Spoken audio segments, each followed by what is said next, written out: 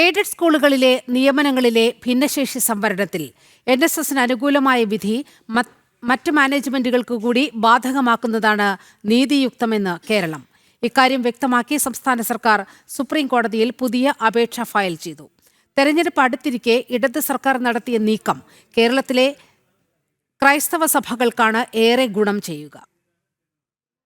ഭിന്നശേഷിക്കാർക്കുള്ള തസ്തികകൾ കണ്ടെത്തി റിപ്പോർട്ട് ചെയ്ത എയ്ഡഡ് സ്കൂൾ മാനേജ്മെന്റുകൾക്കാണ് NSS വിധി ബാധകമാക്കണമെന്ന് സംസ്ഥാനം ആവശ്യപ്പെടുന്നത്. കോടതി ഉത്തരവിന്റെ അടിസ്ഥാനത്തിൽ നിയമന നടപടികൾ എത്രയും വേഗം പൂർത്തിയാക്കുന്നതിനുള്ള നടപടികൾ സ്വീകരിക്കുമെന്നും കേരളം സുപ്രീം കോടതിയെ അറിയിച്ചു. എയ്ഡഡ് സ്കൂൾ നിയമനങ്ങളിലെ ഭിന്നശേഷി സംവരണത്തിൽ NSSന് അനുകൂലമായ വിധി മറ്റ് മാനേജ്മെന്റുകൾക്ക് കൂടി ബാധകമാക്കാൻ കഴിഞ്ഞ 90 ദിവസത്തിനിടെ ഇത് രണ്ടാം തവണയാണ് സംസ്ഥാന സർക്കാർ സുപ്രീം കോടതിയെ സമീപിക്കുന്നത്. എന്നാൽ കേസിലെ എല്ലാ കക്ഷികളുമായി ബന്ധപ്പെട്ട സർവീസ് പൂർത്തിയാക്കിയിട്ടില്ലെന്ന് ചൂണ്ടിക്കാട്ടി നവംബറിൽ ഈ കേസ് പരിഗണിക്കുന്നത് സുപ്രീം കോടതി നീട്ടിവെച്ചിരുന്നു.